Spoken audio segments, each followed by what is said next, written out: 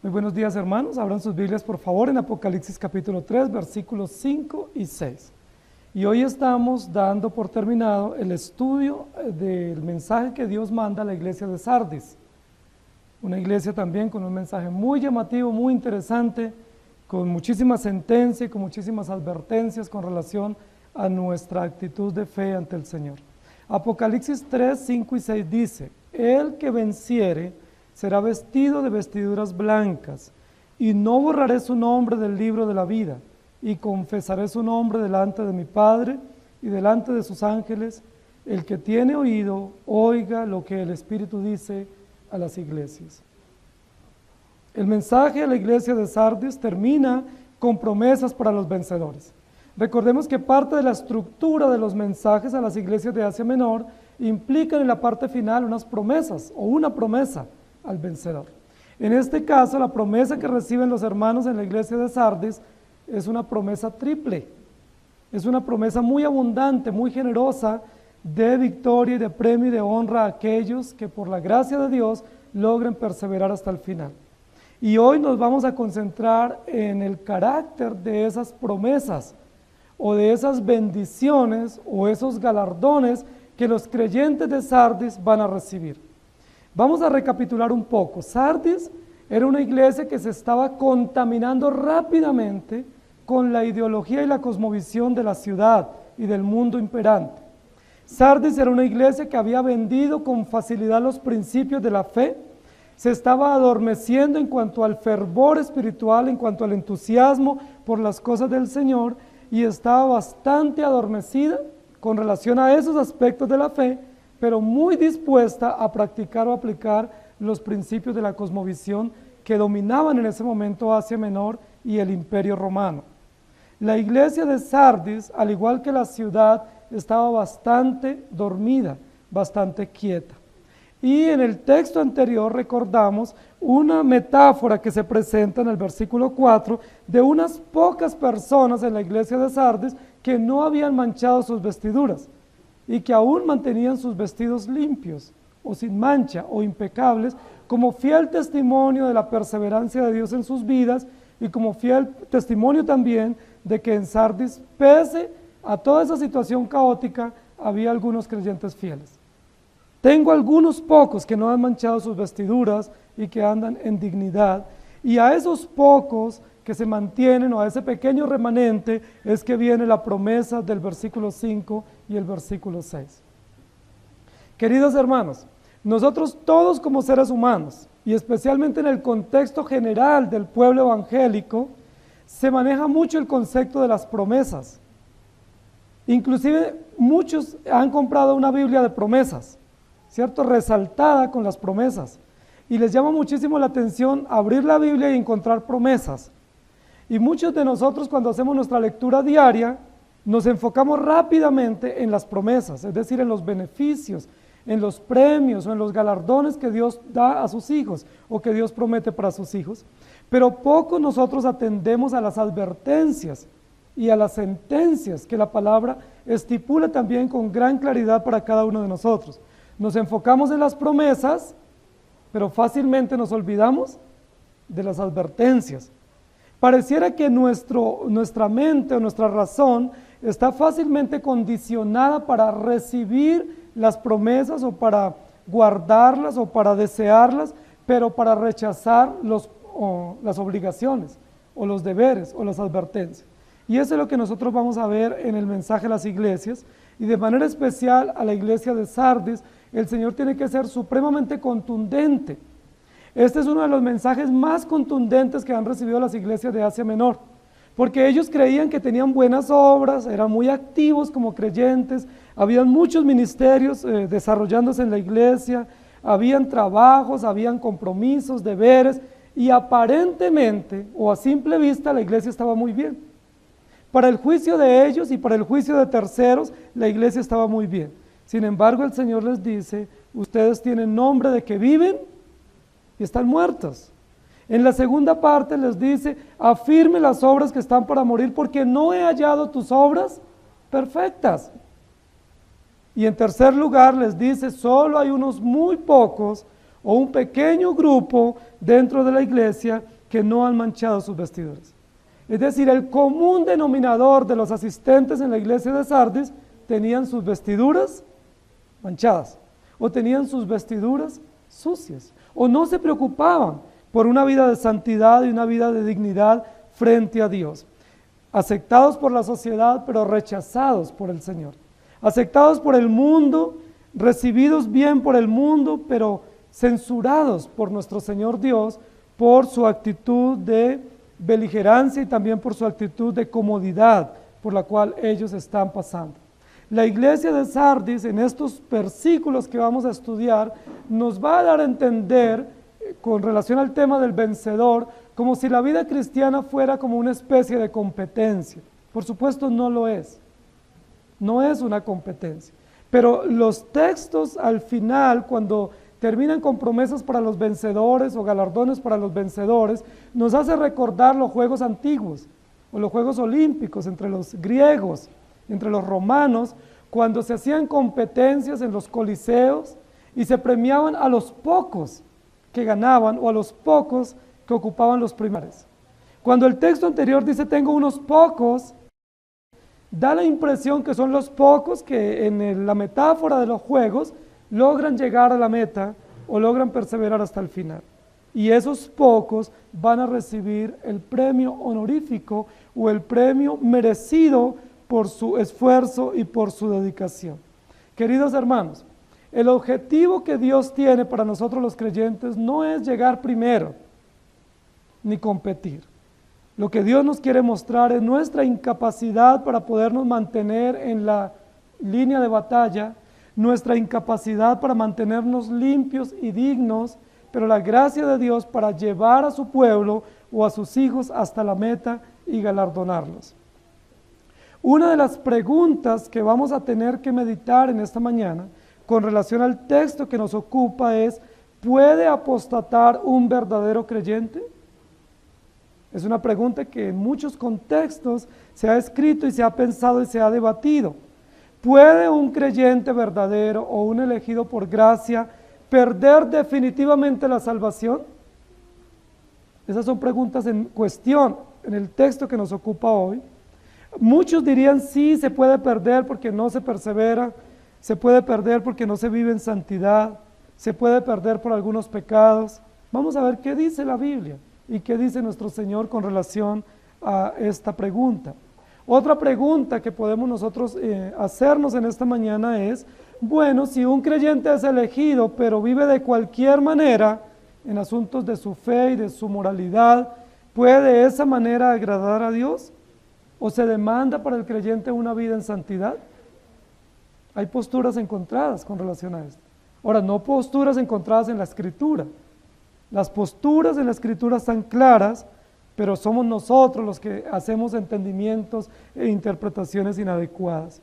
El tema que yo he puesto para la enseñanza de hoy tiene que ver con los tres aspectos de la promesa que van a recibir los vencedores en la iglesia de Sardis y en la iglesia de todos los tiempos. Y esas tres promesas tienen que ver con vestir, registrar y confesar. Tres aspectos de la promesa y nos vamos a dedicar un poco a analizar. Primero leamos 1 de Juan, capítulo 5, versículos 1 al 4, y dice, todo aquel que cree que Jesús es el Cristo, es nacido de Dios. Y todo aquel que ama al que engendró, ama también al que ha sido engendrado por él. En esto conocemos que amamos a los hijos de Dios, cuando amamos a Dios y guardamos sus mandamientos. Pues este es el amor a Dios, que guardemos sus mandamientos, y sus mandamientos no son gravosos. Porque todo lo que es nacido de Dios vence al mundo, y esta es la victoria que ha vencido al mundo, nuestra fe. Y luego en Apocalipsis capítulo 2, versículo 7 dice, el que tiene oído, oiga lo que el Espíritu dice a las iglesias.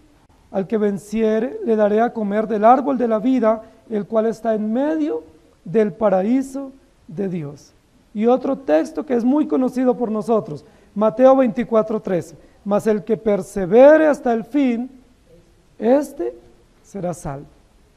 Y sobre esa base introductoria nosotros vamos a adentrarnos en el texto versículo número 5. Al que venciere será vestido de vestiduras blancas. El que venciere será vestido de vestiduras blancas. Hemos hecho las aclaraciones en enseñanzas anteriores que cuando se está concluyendo cada uno de estos mensajes y se está dando una promesa al vencedor, hemos dicho una y otra vez que el vencedor no es el creyente. Hemos dicho que solo hay un vencedor en la historia de la redención. Solo hay un único y suficiente y soberano vencedor en toda la historia de la redención. Y ese único vencedor no eres tú, ni soy yo. Ese único vencedor se llama Jesucristo. No hay múltiples vencedores. No hay un grupo de vencedores. No hay algunos que hayan logrado vencer las tentaciones, las amenazas y las adversidades, y no ha habido uno sobre la tierra, a excepción de Jesucristo, que haya perseverado hasta el final. Es decir, todos nosotros somos unos fracasados en términos de la fe. Todos nosotros somos unos derrotados en términos de esa lucha espiritual y de esa conquista por los bienes celestiales. Todos nosotros hemos sido derrotados muchas veces y seguimos siendo derrotados todos los días por nuestro pecado. Solo hay un vencedor, excelente y sublime, y se llama Jesucristo. Esa verdad, en primer lugar, nos da el fundamento para lo que vamos a decir y lo que dice la Escritura, pero en segundo lugar, esa verdad nos quita a nosotros la presunción de que probablemente yo soy un vencedor. Recuerden que el humanismo, esa es una de las cosas que enfatiza. Esa es una frase clave dentro del humanismo. Tú eres un vencedor. ¿Se lo han dicho alguna vez? A veces a nuestros hijos le decimos campeón, vencedor. Tú eres el campeón. Y en algunos contextos pseudoevangélicos le dicen a uno desde los púlpitos, descubre el campeón que hay en ti. Descubre el vencedor que hay en ti. La Biblia dice todo lo contrario. La Biblia dice, y está ahí en el mismo capítulo número 3, versículo 17, dice, tú eres un desventurado, miserable, pobre, ciego y desnudo. ¿Puede ser uno un vencedor? Somos unos derrotados, todos los días somos derrotados. Por los malos pensamientos, por nuestros sentimientos ambivalentes, somos derrotados por los pecados que somos conscientes y cometemos, somos derrotados en nuestros planes, en nuestros propósitos, pero solo hay un vencedor. Entonces, pongamos en contexto la frase, el que venciere será, puntos suspensivos. ¿Qué es lo que está diciendo el texto? ¿Que usted y yo somos vencedores? ¿Qué es lo que está diciendo? Pudiéramos en algún sentido parafrasear un poco el texto y decir, el que venció o el único vencedor les hará vestir o les vestirá con vestiduras blancas. ¿Quién es el protagonista de todas estas promesas de victoria para los creyentes? El vencedor. El protagonista, el autor, el centro de todas estas promesas no es el creyente, sino es Jesucristo el vencedor. El que ya venció, el que es vencedor, nos vestirá de vestiduras blancas. Y en ese contexto nosotros podemos tener esperanza. Si nosotros pensamos que podemos ser vencedores por nuestros propios esfuerzos, queridos hermanos, además de ser presuntuoso eso, también es muy humillante y frustrante. Porque nos damos cuenta vez tras vez que fracasamos, que cometemos pecados terribles, que fallamos en muchas cosas y a veces pareciera que en lugar de avanzar retrocedemos. Y por eso hay mucha frustración en muchos creyentes y hay mucha decepción porque piensan que depende de ellos y piensan que toca meterle ganas y toca poner de su parte y que Dios hace lo imposible y yo hago lo posible y que ayúdate que yo te ayudaré y todas esas cosas que no hacen parte de la cosmovisión bíblica ni de los principios bíblicos. El texto dice, en primer lugar, como aspecto de bendición para los creyentes salvos, dice, será vestido de vestiduras blancas. Si esta promesa recae en todo el sentido de la palabra sobre los creyentes, yo les quiero decir que la noticia es mala, porque ninguno de nosotros somos vencedores.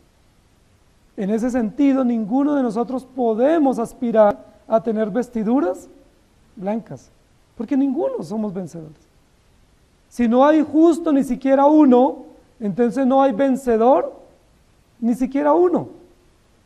Si no hay ni siquiera uno que se mantenga fiel, porque todos somos infieles y todos somos mentirosos, entonces ninguno podrá disfrutar este beneficio de la salvación.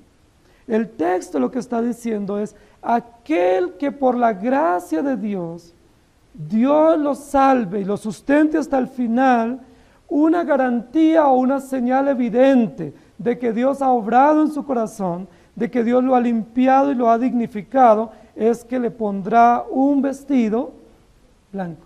Esa es una señal, es una garantía, es un testimonio de que aquellos que tengan esos vestidos blancos han sido guardados por el Señor y Él los ha hecho perseverar hasta el final. Queridos hermanos, las promesas que estamos viendo en esta mañana son promesas extraordinariamente maravillosas. Son promesas que tienen que ver con aspectos escatológicos, son aspectos que tienen que ver con la consumación final de la historia de la redención y habla de todas las garantías y los valores agregados que los creyentes recibimos por gracia. La salvación es por gracia, el estar aquí es por gracia, pero el poder aspirar a algunas promesas que vienen de parte de Dios también es por la gracia de Dios. El que venciere será vestido de vestiduras blancas. Ahora, es importante lo que el texto está diciendo, porque muestra aún en esta promesa la incapacidad nuestra como creyentes. ¿En qué sentido nosotros vemos la incapacidad? Porque ni siquiera el que vence se vestirá, sino que será vestido. ¿Alguno de ustedes necesitó ayuda para vestirse hoy? Para nosotros es humillante tener que necesitar ayuda para vestirnos.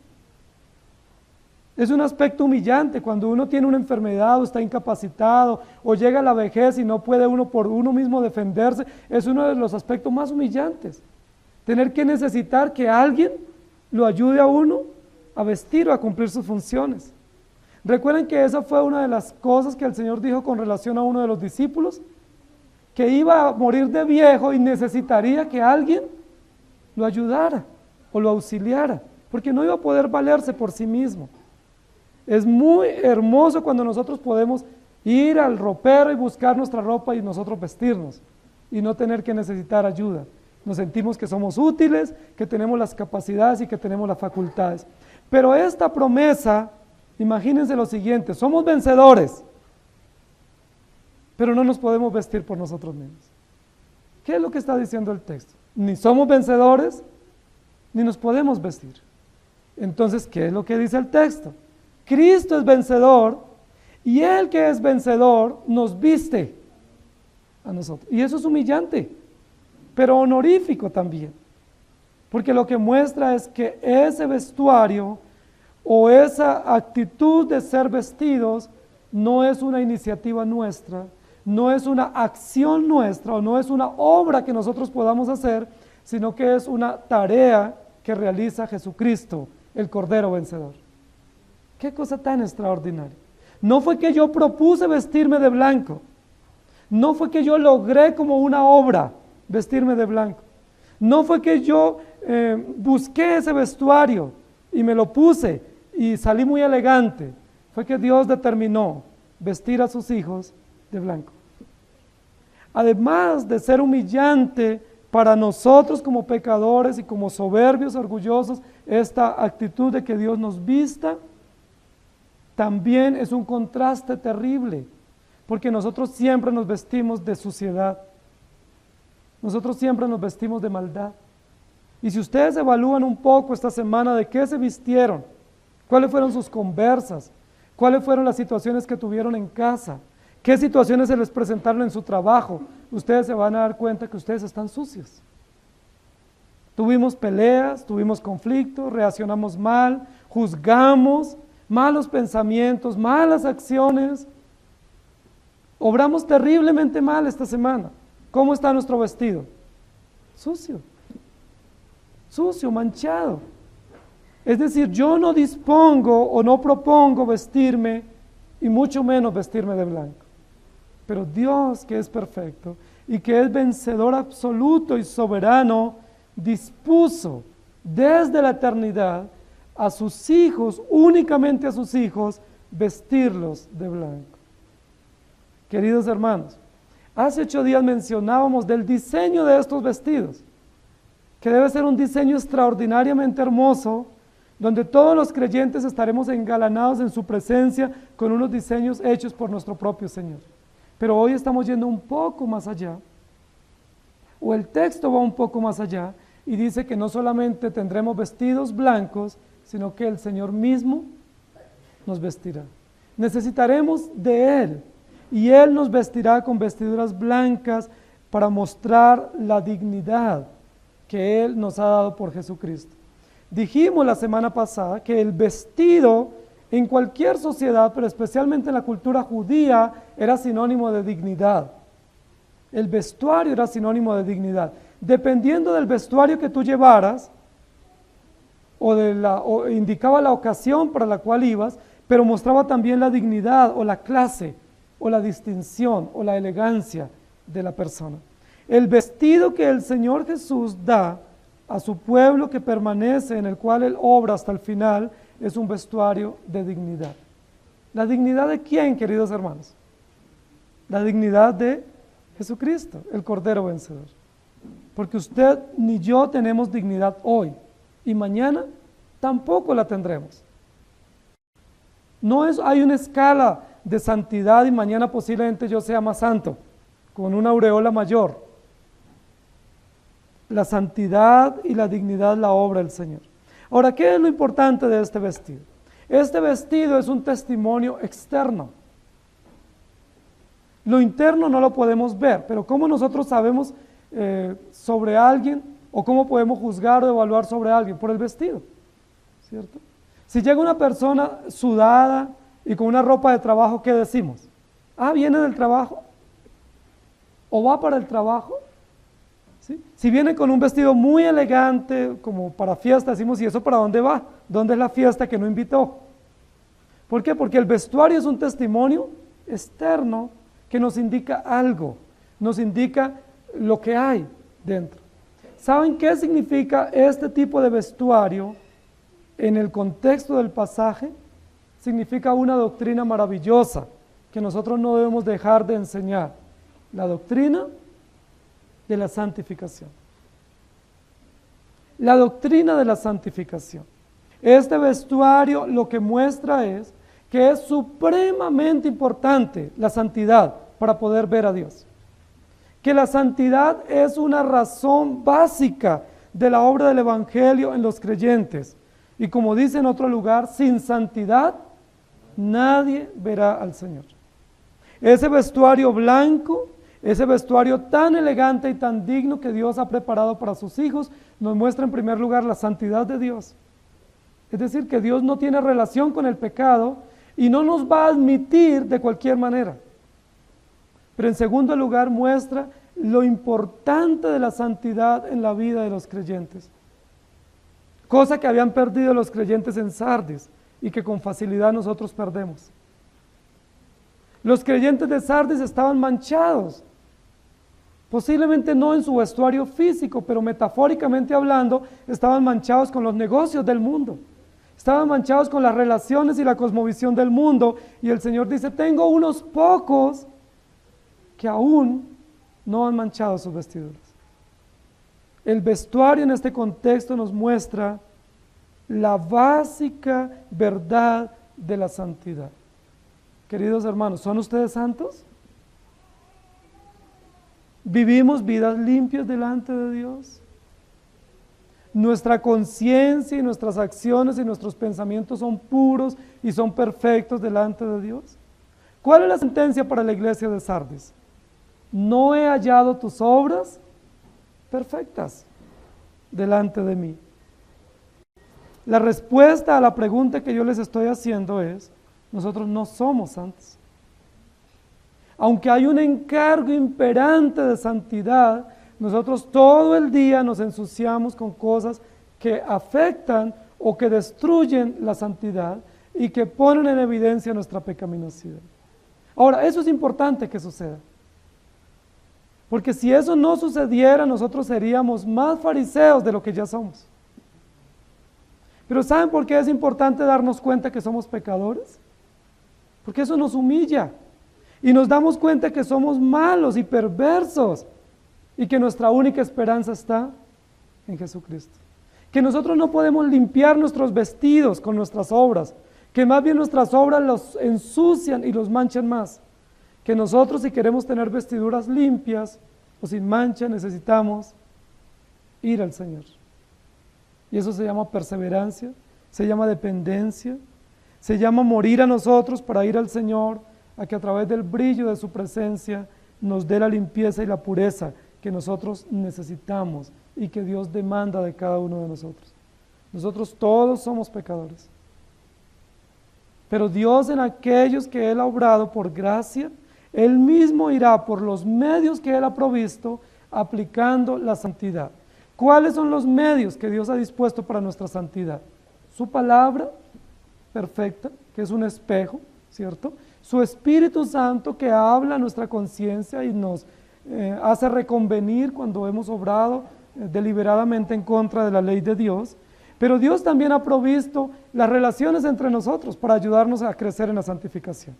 Las relaciones de pareja, las relaciones con los hijos, las relaciones en la familia, las relaciones interpersonales, las relaciones en nuestro trabajo, en nuestro vecindario, son provisiones de Dios para ayudarnos a entender que necesitamos ser santos y como medios de santificación. Pero también Dios ha provisto las pruebas. Las pruebas son buenos recursos de Dios para contribuir a la santidad del creyente. Apocalipsis 19:8 dice, y a ella se le ha concedido que se vista de lino fino, limpio y resplandeciente, porque el lino fino es las acciones justas de los santos. ¿Qué significa el vestido blanco? La santidad del creyente. La santidad del creyente. Dios no solo quiere vernos santos, Dios ha ordenado que seamos santos. Y como nosotros somos pecadores, Él por su gracia está obrando su perfecta santidad en nosotros a través de los medios que Él ha provisto. Pero ninguno de nosotros podemos presentarnos ante Dios con una vestidura sucia o indigna, porque somos rechazados. Otro texto en Apocalipsis 7:9 y versículo 13 dice, después de esto miré, y he aquí una gran multitud, la cual nadie podía contar, de todas las naciones y tribus y pueblos y lenguas que estaban delante del trono y en la presencia del Cordero, vestidos de ropas blancas y con palmas en las manos. Entonces uno de los ancianos habló diciéndome, estos que están vestidos de ropas blancas, ¿quiénes son y de dónde han venido? ¿Y quiénes son? Los creyentes, aquellos que Dios ha salvado por gracia. ¿De dónde han venido? De enfrentar diversas tribulaciones, luchas y adversidades, de luchar contra el pecado, contra su propia pecaminosidad, y han visto la gracia plena de Dios obrando en sus corazones. Segunda de Corintios 5:21, al que no conoció pecado, por nosotros lo hizo pecado, para que nosotros fuésemos hechos justicia de Dios en él.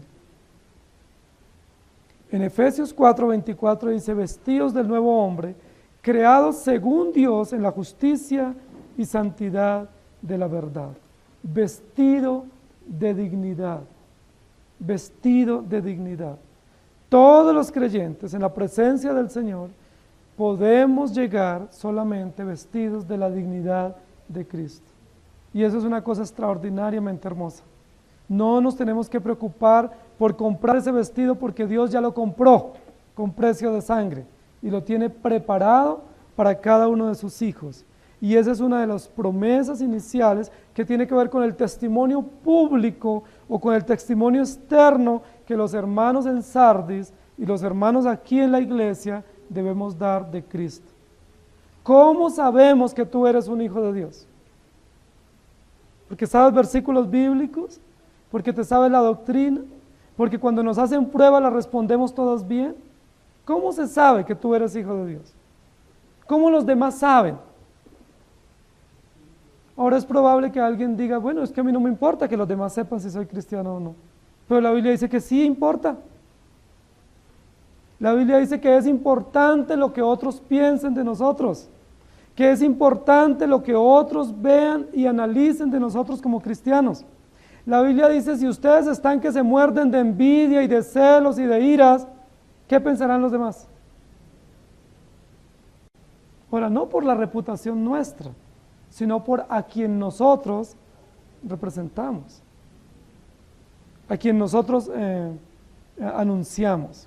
La segunda parte de la promesa, en el versículo 5, dice, y no borraré su nombre del libro de la vida. Esa segunda parte es continuidad. Las tres promesas o los tres aspectos de la promesa están entrelazados, son interdependientes. No son tres promesas diversas, no es oro, plata y bronce. Es una única promesa con tres componentes o tres aspectos que recibirán todos aquellos que por la gracia del Señor lleguen a la presencia de Él. El segundo aspecto de la promesa es, y no borraré su nombre del libro de la vida. Recuerden que hemos dicho que esa es una de las conjunciones más comunes en el libro de Apocalipsis, y que indica conexión, continuidad, relación, dependencia de la verdad anterior con la que sigue. Y, como cuando uno dice, bueno, esto y, dando a entender que eso hace parte integral de lo mismo, del mismo mensaje, del mismo argumento, en este caso, del mismo galardón que reciben los creyentes. Y no borraré su nombre del libro de la vida. Esta es una de las verdades hermosas con relación a la seguridad del creyente, pero también es una de las verdades que ha sido tergiversada en muchos contextos. Porque aquí de este texto muchos han sacado enseñanzas equivocadas, erróneas, diciendo que si no se porta bien, borraré su nombre del libro de la vida. Muchos dicen eso. Es que si su ropa está manchada porque se le ensució por alguna cosa, la consecuencia natural de ese acto es que su nombre será borrado del libro de la vida. ¿Es eso lo que dice la Biblia? ¿Puede una obra suya o mía hacer que el registro de Dios se altere? ¿Puede una obra mía, por grave que sea, por terrible que sea, alterar el registro eterno que Dios tiene de su pueblo? ¿Será que sí? ¿Se puede borrar con facilidad el nombre de un elegido del libro de la vida? La Biblia lo que nos está diciendo aquí es lo importante de tener registros, ¿sí? Porque los registros nos ayudan a nosotros y son pruebas fieles de lo que ha pasado. Aquí no está hablando de un registro futuro, está hablando de un registro pasado. Si ustedes se dan cuenta, las tres promesas tienen que ver con los tres tiempos, pasado, presente y futuro. El vestuario tiene que ver con el presente, que es la santidad de la iglesia, la santidad del creyente, pero ese registro en el libro de la vida tiene que ver con el pasado. El registro en el libro de la vida. La Biblia no está diciendo que si yo creo en Cristo, Dios está listo allá con su lápiz para inscribirme, porque yo hoy creí. La Biblia lo que está diciendo es, yo hoy creí porque yo estaba inscrito en el libro de la vida. Yo hoy estoy aquí y estoy creyendo en el Evangelio y estoy deleitándome en el Evangelio porque eso estaba escrito en el libro de la vida. Es decir, la base del registro no son mis obras presentes, la base del registro es el carácter de Dios, es el decreto de Dios. ¿Cuándo fue hecho ese registro de los salvos? ¿Qué dice la Biblia? Desde antes de la fundación del mundo. La Biblia dice que ya los creyentes o los salvos o el pueblo de Dios estaba inscrito desde antes de la fundación del mundo en el libro de la vida. El libro de la vida es el registro de los que viven. Cuando un niño nace, lo primero que hacen los médicos o las enfermeras es darle a uno un registro o un certificado de nacido vivo. Así se llama. Y con ese certificado de nacido vivo se va y se registra. Y se le pueden sacar todos los documentos. Y se puede sacar del país y lo puede uno sacar y presentar porque tiene un registro, un certificado de que nació vivo. ¿Cómo se llama ese registro? El registro vivo de la vida. Nació vivo. Es otro ser humano, es otra persona. Nació, está entre nosotros y tiene derechos y tiene también deberes. Este libro de la vida es el libro de la vida de Dios. No es el libro del registro civil, porque el libro del registro civil lo tienen las autoridades civiles. Cuando nosotros nacimos, nuestros padres nos registraron. No nos pudieron registrar antes de nacer, porque no sabían si íbamos a nacer o no, y si era niño o niña. Y no sabían si ponernos ese nombre u otro. Cuando nacimos y nos vieron tan hermosos, nos cambiaron el nombre, nos pusieron un nombre mejor. El registro de la vida que dice aquí la Biblia es el registro de la vida eterna. Pero antes de que creyéramos, ya el Señor sabía, porque Él lo había determinado y ese registro estaba. Ese registro está en la eternidad, ese registro lo maneja Dios, ese registro lo tiene el Señor únicamente. Y Él ha registrado de manera perfecta y soberana el nombre de todos sus hijos. Cantamos hace un momento una hermosa canción.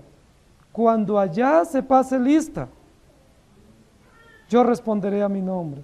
¿Cuál listas pasará? Del libro de la vida. Y los libros fueron abiertos, dice en Apocalipsis, y se hallaron en ese registro todos los que Dios registró desde la eternidad para salvación. Ni uno faltará, ni uno sobrará. No tendrá alteraciones ese libro. No puede borrarse y hacerse en tachones. No puede cambiarse, porque ese libro es perfecto y muestra la soberanía, la inmutabilidad y la fidelidad de Dios en el conocimiento o en la manifestación del plan de la redención. El libro de la vida es celestial. Y aquí luego dice, y no borraré su nombre del libro de la vida. ¿Qué es lo que está diciendo esta parte de la promesa? Esta parte de la promesa está en sentido negativo en cuanto al texto, ¿cierto? Usando un no que precede la promesa, ¿cierto? Dice, y no borraré su nombre. ¿Por qué es contundente esta promesa? Es la primera promesa de las iglesias a Asia Menor que se pone en estos términos. Varias cosas nos quiere enseñar la Escritura. Nos quiere enseñar en primer lugar que no todos están en el libro de la vida. Eso nos quiere enseñar. Que en la iglesia de Sardis, aunque había buena asistencia y buen compromiso en las actividades, no todos estaban escritos en el libro de la vida. Y es una verdad que debemos saber y debemos recordar. No todo el que me dice Señor, Señor, estará en el reino de los cielos, porque no estuvo en el libro de la vida. Otra verdad que nos quiere enseñar esta parte de la promesa es que hay sentencia para aquellos que no estén escritos en el libro de la vida. Es decir, hay juicio. Hay juicio para aquellos que no estén.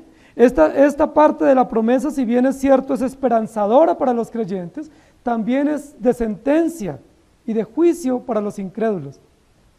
Porque pudiéramos decir de otra manera, aquellos que tienen sus vestiduras sucias no están en el libro de la vida.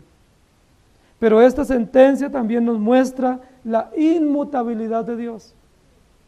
Que una vez Dios determinó, así es, y no se cambiará. Qué aspecto tan hermoso del carácter de Dios. Nosotros somos tan cambiantes, hermanos. Ese es uno de los conflictos que tenemos con nosotros mismos. Hoy pensamos una cosa y mañana pensamos otra. Y ese es uno de los conflictos en las relaciones interpersonales, a todo nivel. Sí, pero si tú dijiste esto, sí, pero ya cambié y... Pero es que tú me prometiste, sí, pero ya no. Porque somos cambiantes, somos volubles, somos así, cambiantes en todo el sentido de la palabra, pero el Señor es inmutable. Cuando Él dice esta parte de la promesa, y no borraré, es contundente este aspecto para mostrarnos la inmutabilidad de Dios, la fidelidad de Dios. Y yo les pregunto, queridos hermanos, ¿los pocos creyentes que estaban en Sardes habían hecho mérito para no ser hijos de Dios? ¿Usted ha hecho mérito para no ser llamado hijo de Dios? Todos los días hacemos méritos, obramos mal, engañamos, somos traicioneros, mentimos, juzgamos, escondemos nuestro pecado, todos los días hacemos mérito para no ser llamados hijos de Dios. Pero ¿qué es la promesa aquí? Pero no borraré su nombre del libro de la vida. ¿Qué nos está mostrando aquí este aspecto? Un registro de seguridad. Ese registro es seguro. Aunque yo obre mal y sufra las consecuencias de mis malas acciones, no seré borrado del libro de la vida. Ni seré puesto ahí en una lista de espera o en un grupo para habilitar o para recuperar. Porque es seguro el registro. Pero eso nos muestra la justicia de Dios. Dios es justo. Si alguien te hace mal a ti, ¿tú qué piensas de esa persona? Si supongamos que tú tienes un compromiso con esa persona la próxima semana, te invitó a comer, pero esa persona obró mal contra ti, ¿qué va a pasar con esa invitación? ¿Tú qué puedes decir con facilidad? Mire, ¿sabe qué? Porque nosotros somos así, somos injustos, somos vengativos, pero Dios es justo y perfecto. Y aunque yo obre mal, y de hecho lo hago siempre, el registro está intacto. El libro de la vida está seguro para mostrarnos el carácter perfecto, fiel y compasivo de nuestro Dios, pero para mostrarnos también cuánta bondad tiene Él para nosotros. Ese registro intacto no solo nos muestra la justicia inmutable de Dios, sino que nos muestra también su gracia. Si fuera por obras, Él debe borrarnos hoy mismo del libro de la vida, pero no es por obras, es por gracia, y como es por gracia, el registro permanece. Y no borraré su nombre del libro de la vida. Queridos hermanos, otro aspecto aquí importante de este registro es el nombre. El nombre tiene que ver con la identidad de la persona, tiene que ver con lo íntimo. Entonces, en primer lugar, vimos lo importante del testimonio, la vida en santidad, que no la podemos obrar, Dios la demanda y Él, por su infinita bondad, nos lleva cada día y dobla nuestro corazón, quebranta nuestro corazón para que podamos entender la demanda urgente, imperativa de la santidad. Pero en segundo lugar estamos viendo lo importante y lo seguro de un registro que Dios tiene. Dios tiene el registro fiel de su pueblo y ninguno se perderá. Juan 17, cuando Jesús está orando al Padre, dice: Padre, todos los que me diste, tuyos eran y tuyos son, y no perdí a ninguno. Está hablando de la justicia de Dios, la segura justicia de Dios que no se avanza en ninguna obra nuestra, sino en su obra expiatoria, y de tal manera que los creyentes perseverarán hasta el final. Nehemías capítulo 7, versículos 5 y 6 dice: Entonces puso Dios en mi corazón que reuniese a los nobles y oficiales y al pueblo para que fuesen empadronados según sus genealogías, y hallé el libro de la genealogía de los que habían subido antes, y encontré en él escrito así: estos son los hijos de la provincia que subieron del cautiverio, de los que llevó cautivos Nabucodonosor, rey de Babilonia, y que volvieron a Jerusalén y a Judá, cada uno a su ciudad. Los judíos fueron muy cuidadosos y muy meticulosos en llevar registros. Cuando nosotros llegamos a Mateo capítulo 1 o a Lucas capítulo 1 o a otros lugares de la Escritura donde hay genealogía, nosotros decimos: ¿cómo pudieron conservar esas genealogías? 4,000 años de historia conservadas. De esos 4,000 años, los primeros 1,500 años no existía la Escritura. Por 1,500 años conservaron los registros en su mente, indelebles, y una vez aparece la Escritura rústica, comenzaron a registrarlos allí.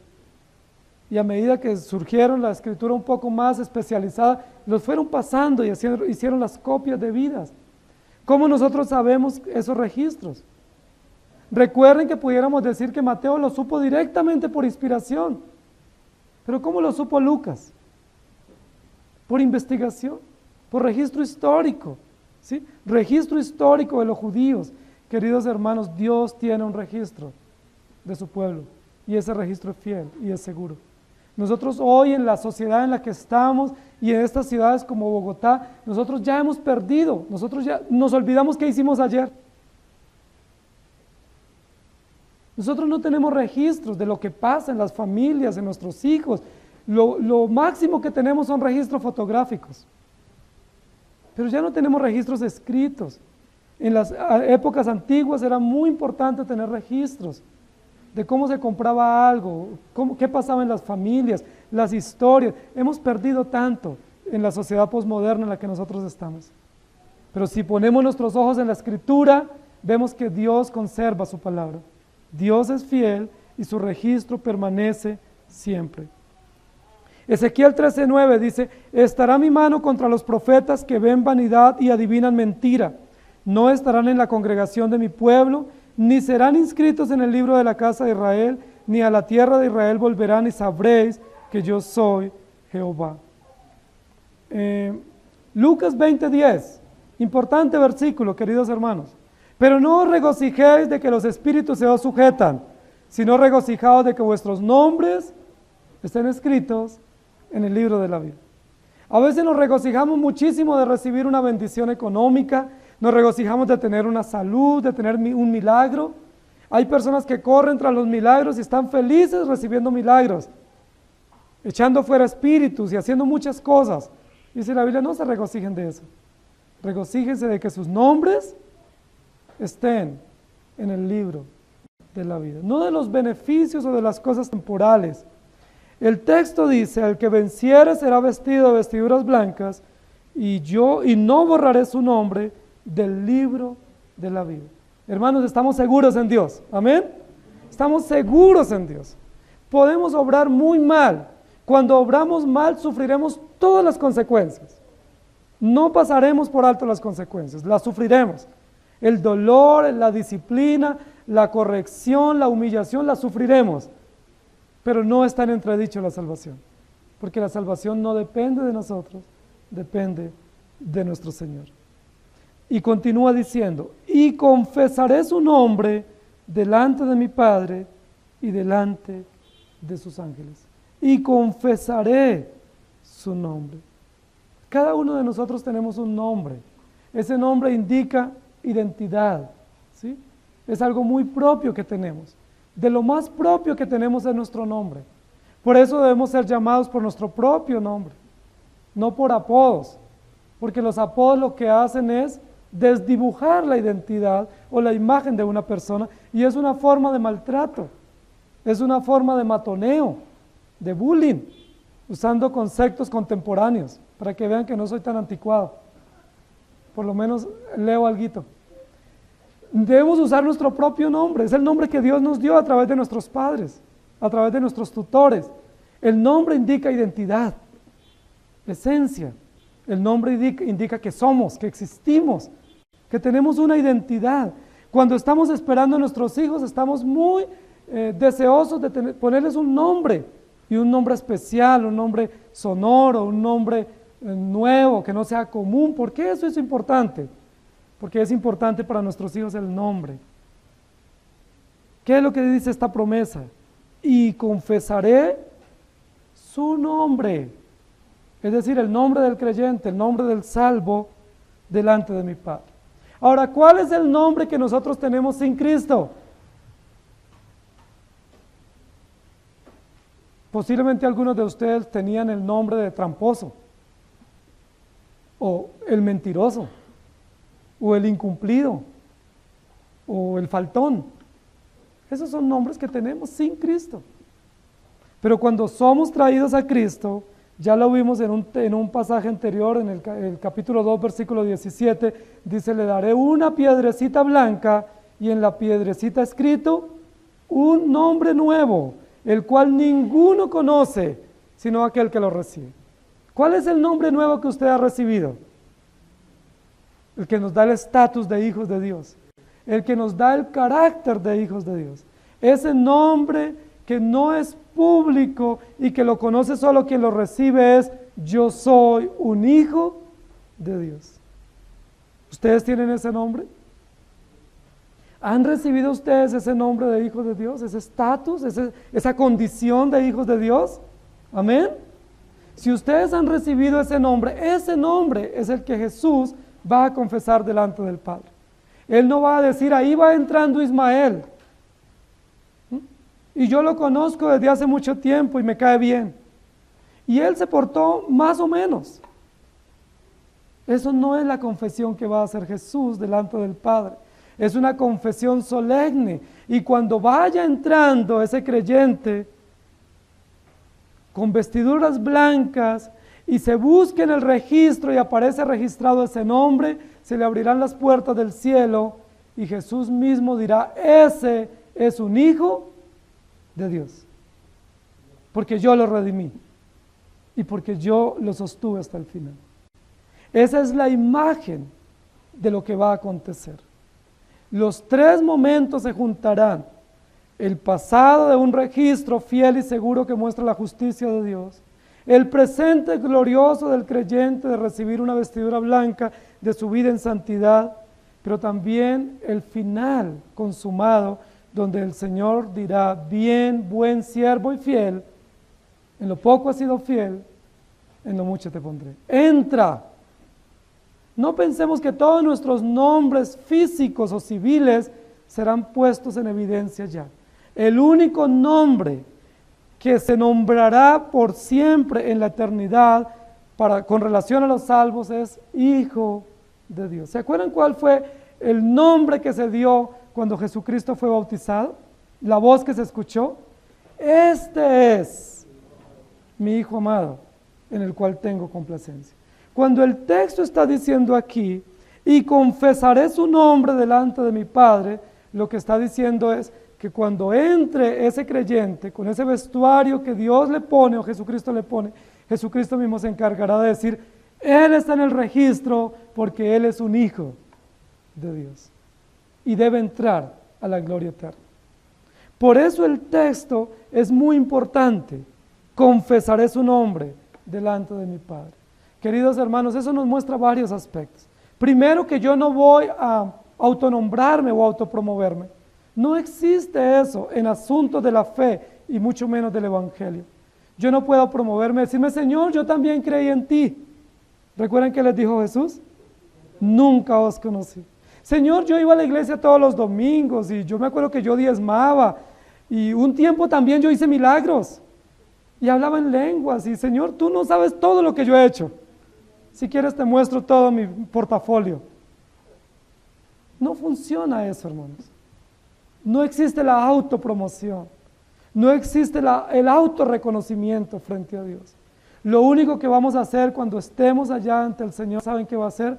Agachar nuestra cabeza y decirle: Señor, por ti, por tu gracia, porque no fue por mérito nuestro. Si alguien presume ir por mérito, no podrá ni siquiera acercarse a la gloria de Dios y será arrojado al lago de fuego. Pero aquellos que son llamados por gracia y sostenidos por gracia, recibirán el vestuario digno y adecuado y recibirán de parte de Jesús mismo como mediador la sentencia final de una confesión pública: este es un hijo de Dios. ¿Quién es el único que puede decir si tú eres hijo de Dios o no? Yo puedo decirlo, pero mi testimonio no es verdadero. ¿Quién es el único que puede decir definitivamente? Y aquí está nuevamente la función de Cristo como mediador o como sustituto. Tú y yo tendremos que enfrentarnos al Padre eterno, al Padre justo y soberano. Tú y yo no hemos hecho buenas obras para presentarnos ante el Padre. Tú y yo somos pecadores para ir ante el Padre. ¿Cómo vamos a llegar ante Él? A través de Jesucristo.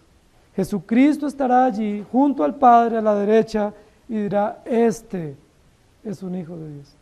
Jesucristo no dirá, este merece el cielo, porque el cielo no es por merecimiento. Jesucristo no dirá, este se portó bien, porque no es por obras. Jesucristo dirá, este es un hijo de Dios, porque yo derramé mi sangre para perdonar sus pecados y para constituirlo hijo de Dios. Esta es la confesión de quién es el ganador y por supuesto la gloria hermosa de la victoria. Cuando nosotros estamos en una ceremonia de premiación y no conocemos los ganadores, hay gran expectativa de saber quiénes son, quién es el que va a recibir el premio o el galardón.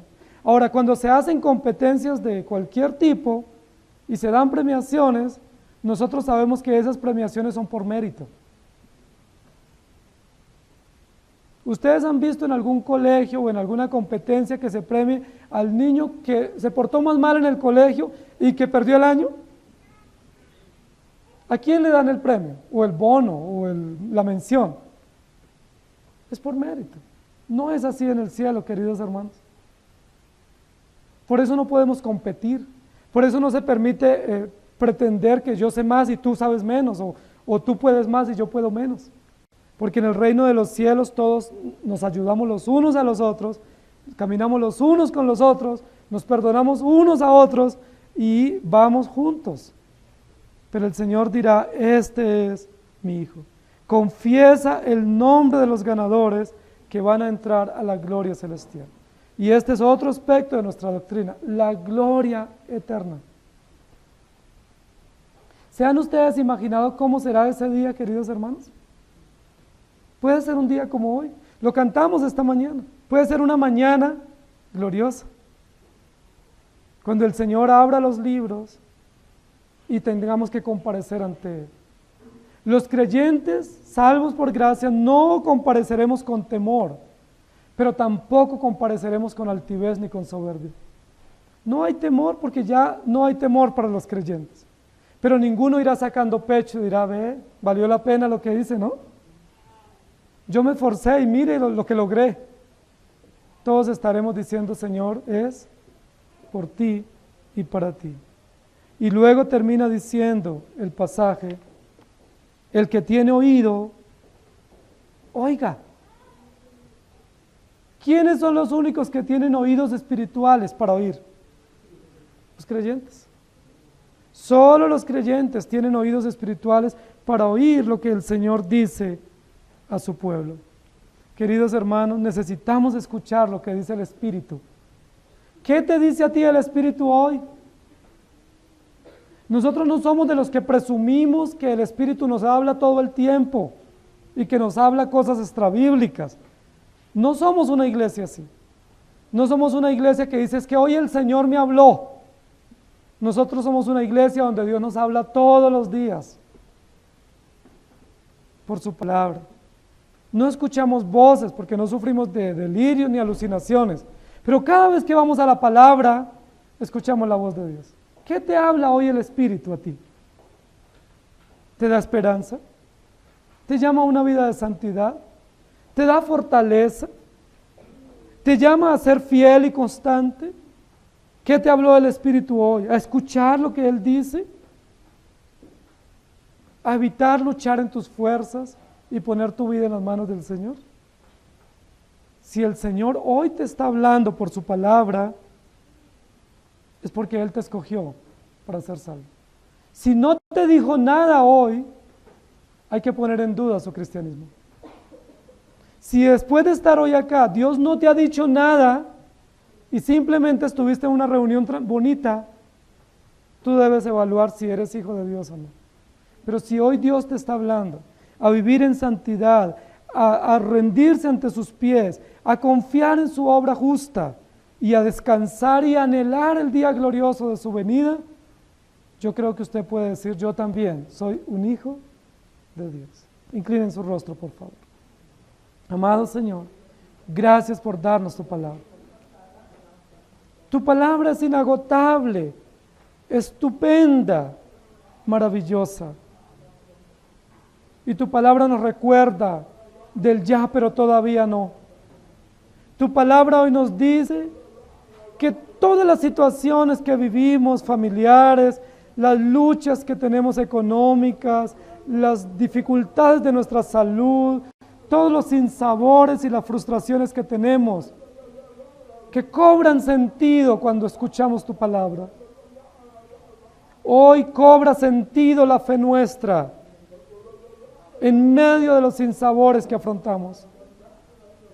Es probable que cada uno de mis hermanos venga con muchas preocupaciones, con angustias, heridas en su corazón, frustraciones, con el bolsillo vacío, enfermos, con diagnósticos adversos y un poco cabizbajos y meditabundos y diciendo: ¿y dónde estás tú, Señor? ¿O por qué no haces esto por mí? ¿Por qué no me sanas? ¿Por qué no me provees? ¿Por qué no me consuelas? Pero, Señor, en medio de todas esas realidades provistas por ti, cuando nos acercamos al espejo de tu palabra, recobramos esperanza, sentido y significado. Señor, ¿qué importan todas las adversidades si tú nos escribiste en el libro de la vida? ¿Qué importan todas las circunstancias adversas si vamos camino a la gloria celestial llevados de tu mano? ¿Qué importa todas las heridas y las frustraciones que podamos tener y que podamos acumular si tú eres nuestro Padre y derramaste tu sangre a favor de tu pueblo? Aún, ¿qué importan nuestras pecaminosidades y las consecuencias que sufrimos por ellas si tú nos santificas plena y perfectamente por Jesucristo? Señor, levanta nuestra mirada a ti y quita nuestra mirada y nuestro corazón de las apariencias de este mundo. Quita nuestros pasos de divagar y nuestras manos de ocuparlas en los servicios de este mundo. Y ayúdanos a levantar nuestra mirada y nuestros brazos a ti y poner nuestras manos en el arado, porque el que mira hacia atrás no es apto para el reino de los cielos. Enséñanos a amar tu gloria, amar tu santidad y amar tu justicia y a morir a nosotros mismos. Te pedimos todo esto por Jesucristo nuestro Señor. Amén. Que el Señor les bendiga, hermanos.